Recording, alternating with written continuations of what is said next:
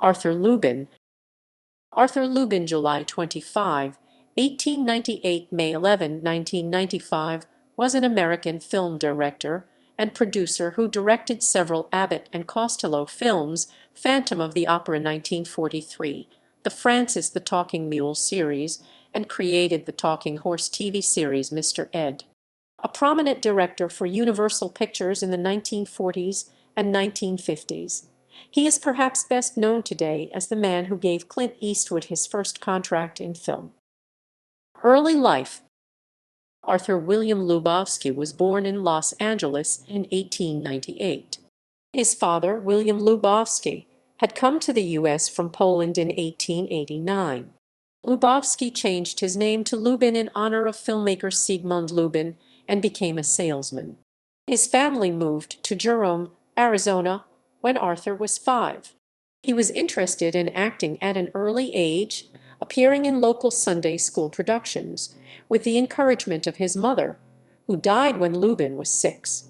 His father remarried and the family moved from Jerome to San Diego when Lubin was 8. He managed the music and drama clubs at high school and said a key influence was playing the title role in The Vicar of Wakefield. He joined the San Diego Stock Company at $12 a week. The director was John Griffith Ray and the actors including Harold Lloyd. As a child, he had worked as a water boy for touring theater companies and volunteered for circuses. He briefly served in the Navy in World War I and attended Page Military Academy and Carnegie Tech, where he studied drama and made money by shifting scenery and props. On graduation from college in 1922, he decided to become an actor.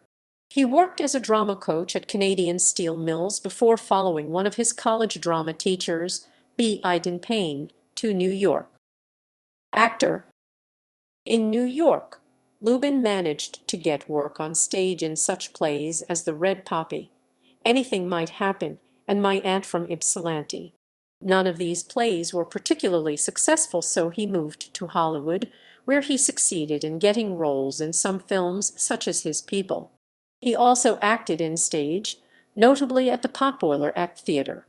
In 1925, the Los Angeles Times called Lubin one of this year's juvenile screen sensations. He began directing shows for the Hollywood Writers Club. As an actor, he specialized in heavy melodrama, in sharp contrast with his later work as a film director. He later said every part that Joseph Schildkraut did in New York, I did. On the coast Los Angeles. He appeared in Lillian. In 1925, he and some friends were charged with obscenity by the Los Angeles police for putting on a production of Eugene O'Neill's Desire Under the Elms. He later worked on Broadway, including Jealousy, where he replaced John Halliday opposite Fay Bainter. A 1926 profile described him as a genius actor who was very down-to-earth. When I met him, it was as if I were meeting a young banker or a matter-of-fact businessman. Human and charming. Not only good but awfully good-looking. His films as an actor included The Woman on the Jury 1924, His People 1925, Bardelli. Over time, Lubin's interests increasingly leant towards directing. On the stage I had a personality I never had in pictures, he said. That's one of the reasons I got the hell out of acting. Every director should have acting experience, he later said. You can talk their language. You know the problems, you know how the scene should be acted. Too many directors are former writers. They have the scene in their mind, but they don't know what the actor has to do to interpret it. Director and producer.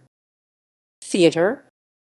Lubin returned to New York, gaining a job casting and directing with the firm of Crosby, Grage, and Selwyn. They wanted to try out summer shows in Greenwich, and he directed 2 plays there. He went out to California and briefly returned to acting in Pasadena, then decided to stick with directing. He tried out 2 plays at the Pasadena Playhouse, which he later produced and directed in New York, with the financial help of Lee Schubert. He produced When the Bow Breaks with Paul and Frederick, One Man with Paul Muni, and another play with Lenore Ulrich. He worked for 9 months for the Ray Minor Company, a subsidiary of Paramount. He later sued them for unpaid wages. however, working for Ray Minor, which brought him to the attention of that studio's chief, B.P. Schulberg. Paramount. In June 1932, Lubin returned to Hollywood to work for William LeBaron at Paramount as an associate producer. His contract included the right to return to New York in the first 6 months to produce and direct a play. Lubin began directing little theater in his spare time, including productions of Lilium, and got reputation for doing outstanding work. He was fired from Paramount as part of an economy drive. Monogram and Republic. Lubin received acclaim for directing a theater production of The Green Bay Tree. He said, "A man who knew my family said to me, 'Why don't you come with us in tramcar and direct a picture?'" This was at Monogram, where he directed his first film as director, a successful failure, 1934. It was followed by Great God Gold 1935 and Honeymoon Limited 1935, all of which were produced by Carr. Carr went to MGM, and Lubin moved over to Republic Pictures when they merged with Monogram. In May 1935, he also made an experimental film, Journey by Train. He later made Frisco Waterfront 1935 and The House of a Thousand Candles 1936. These were produced by Nat Levine. In August 1935, Variety wrote about Republic under such fast production methods, and with the limited budget around $50,000 a film, he was reportedly directing The Leavenworth Case, but is not credited on the film. Universal. In 1936, he signed a contract with Universal starting 15 April. His first film for them was Yellowstone 1936. It was followed by Mysterious Crossing 1936, then a series of films with a young John Wayne, California Crossing 1937, I Cover the War 1937, Idol of the Crowds 1937, and Adventures in 1937. "No one thought that Duke would ever amount to anything," recalled Lubin. "The films were shot in 6 days. I had the reputation of doing pictures quickly and bringing them in on schedule," he said. In August 1937, he was in a car crash, car crash, car crash, car crash, car crash, car crash, car crash, car crash, car crash, car crash, car crash, car crash, car crash, car crash, car crash, car crash. After Midnight Intruder 1938 with Louis Hayward, Lubin went over to Warner Bros. For The Beloved Brat 1938, then returned to Universal. Prison Break 1938, Secrets of a Nurse 1938, Newsboys Home 1938, Risky Business 1939, Big Town Tsar 1939, Mickey. Lubin said, "Possibly one of the reasons I was used so much at Universal was my very wonderful early training as a director under Trem Carr." A higher profile project was Black Friday 1940 with Boris Karloff and Bela Lugosi. He went back to Republic to make Gangs of Chicago 1940, then returned to Universal. Meet the Wildcat 1940, I'm Nobody's Sweetheart Now 1940, Who Killed Aunt Maggie 1940, The San Francisco Docs 1941, and Where Did You Get That Girl 1941. Abbott and Costello. Lubin's career received a big break when he was assigned to direct the first Abbott and Costello star vehicle, Buck Privates 1941. The movie was a big hit, earning $4 million. Lubin, who was paid $350 a week, was given a $5,000 bonus. "It was very little credit to the director," said Lubin later. "It consisted mainly of fabulous gags that these two wonderful guys knew from years and years of being in burlesque." He directed the double act's next 4 movies in the Navy 1941, which earned him another $5,000 bonus. Hold That Ghost 1941, shot before in the Navy but released afterwards. Keep Him Flying. All the films were successful. The services comedies between them brought in over $6 million, and Variety magazine named Lubin the most commercially successful director in Hollywood in 1941. Variety said Lubin who was considered just another camera flagger, is now the leader of the entire top-flight group of directors with respect to getting coin into the box office. Lubin would use two cameras directing the duo, one on a two-shot, the other on Lou. He said the cameras were on a dolly because the team could not be trusted to stay in position. However, Lubin says after the fifth film he asked if he could work on other movies. They came on the set late, they didn't know their lines, and I think they were beginning to get tired of one another. They were bored, and for the first time they were beginning to complain about the scripts. But it was 5 fabulous pictures with the boys. They were very good for me. They gave me a reputation. I learned everything about timing from them.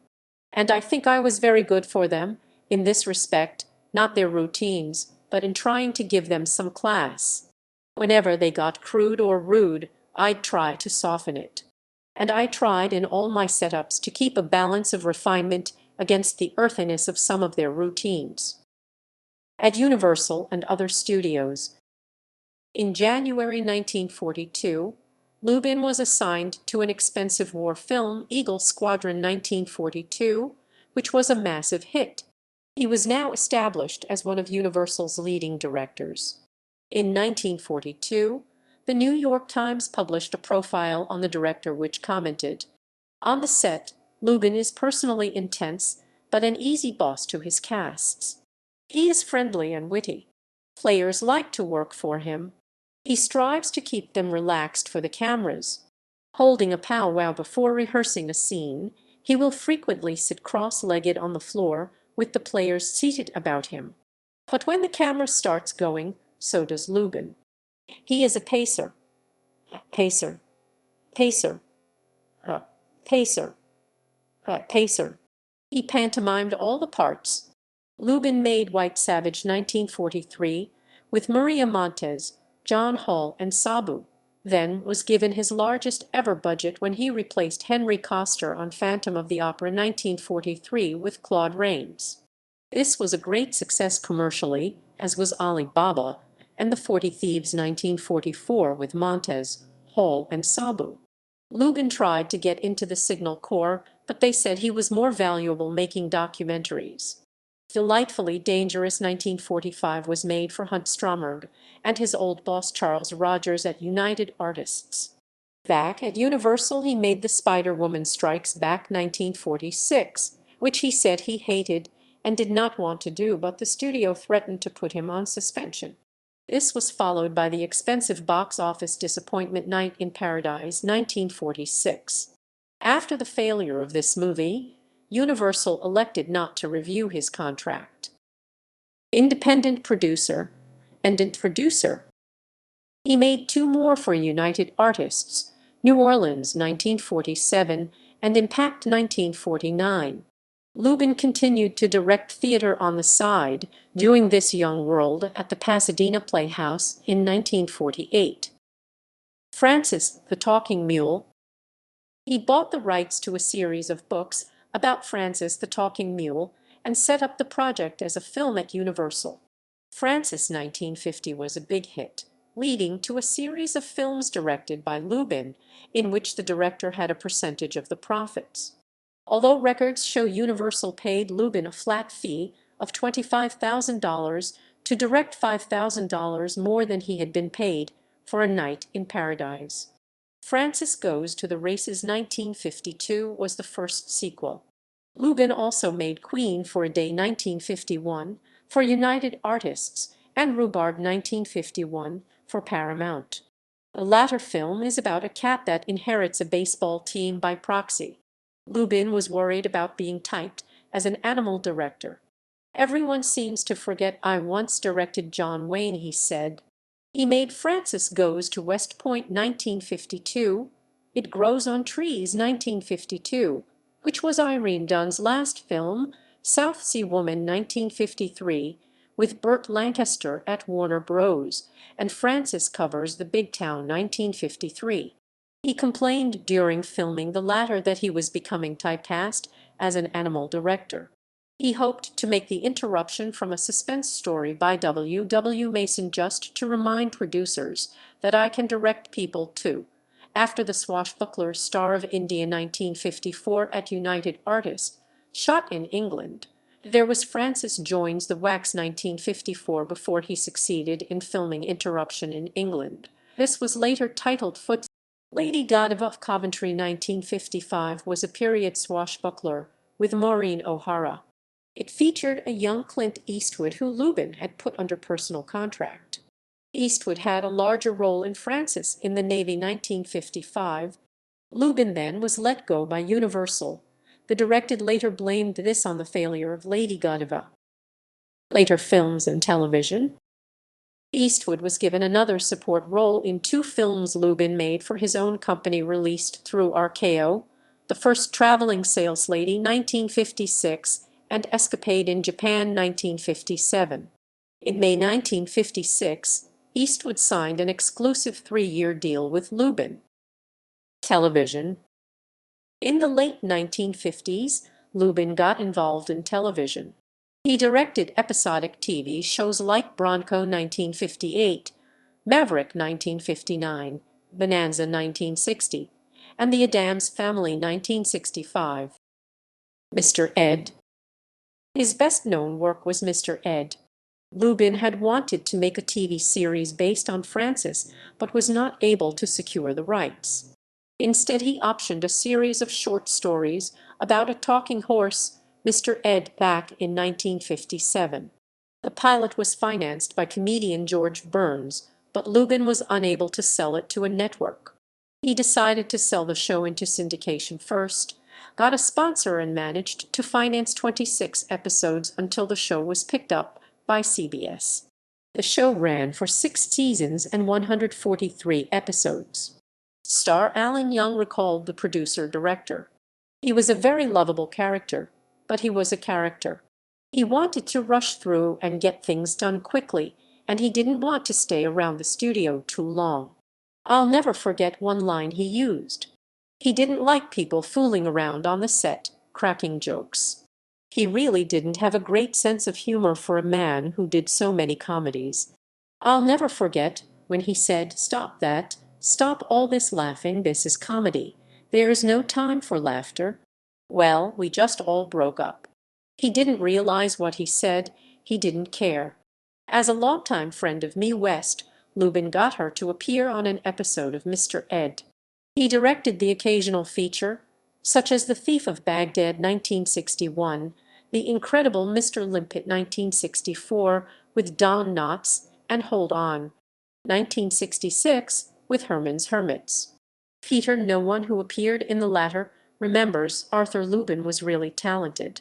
He made us better than we actually were, which is what a good director does. I mean, this band was not exactly ready for Stanislavski. Lubin's last feature was Rain for a Dusty Summer 1971. His last work was the 1978 Little Lulu TV special on ABC Weekend Special. Lubin's career ended in the late 1970s. Personal life. Lubin was gay and for many years lived with Frank Buford. Death. He died at the Autumn Hills nursing home in Glendale, California, on May 11, 1995, at age 96. Hospital worker and serial killer Efren Saldivar allegedly told People he killed dozens of sick and elderly patients. There was some fear that Lubin was one of these. Appraisal. Lubin said he directed 69 films, of which 8 have been miserable flops. These included Mickey the Kid and Yellowstone. Filmography. As director or producer. As actor. Unmade films.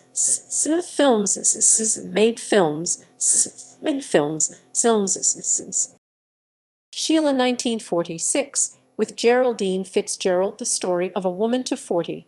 Lady from Lloyd's 1947. Babes in Toyland 1948. Miss Brown, My Mother circa 1952, based on story by Leonard Merrick. Wisdom of the Serpent 1952. The Israeli story romantic comedy set in Israel circa 1957. An old Spanish custom comedy set in Spain about an American diplomat. Sex and Miss McAdoo circa 1957 based on a story by Adela Rogers St. John's. The Digger 1962 about a man who falls for a steam engine. The Ghost of Drury Lane 1954-1962, a Phantom of the Opera type story from a script by Mrs. Wallace Reid. Partial TV credits. Theater credits. The Taming of the Shrew 1916 San Diego actor. The Red Poppy 20 Deck 1922 actor. Anything Might Happen 20 Feb April 1923 actor. He Who Gets Slapped 1924 Pasadena Playhouse, Los Angeles actor, Gillis actor. Lilium 1924 Hollywood Art Theater, Los Angeles actor. The Failures 1924 The Potboilers, Los Angeles actor. Justice 1925 Los Angeles actor. Hell-Bent for Heaven 1925 actor. Madame or Saint 1925 actor. The Waltz of the Dogs 1925 actor. The Dream Play 1925 Pasadena Players, Los Angeles actor, Liz actor. Bonavanda 16 Nov 1925 for 2 weeks Potboiler Theater. Desire Under the Elms March 1926. The Great God Brown 26 Aug 1926 for 2 weeks Pasadena Playhouse. Loyalties April 1927. Jealousy with Faye Bainter, Jan 1929. This One Man 21 Oct. Nov 1930 New York. Director cast included Paul Muni. When the Bow Breaks 16 Feb March 1932 New York. Director. Her Man of Wax 11 Oct. 1933 Director. Growing Pains 23 Nov Dec 1933 Director. Lilium 1933 Pasadena Playhouse, Los Angeles actor. The Green Bay Tree May 1934 Belasco Theater Director. City Without Jews 1934 Pasadena Playhouse, Los Angeles Director. Director. This Young World May 1948 Pasadena Playhouse, Los Angeles Director. All child cast included Dwayne Hickman and Darrell Hickman.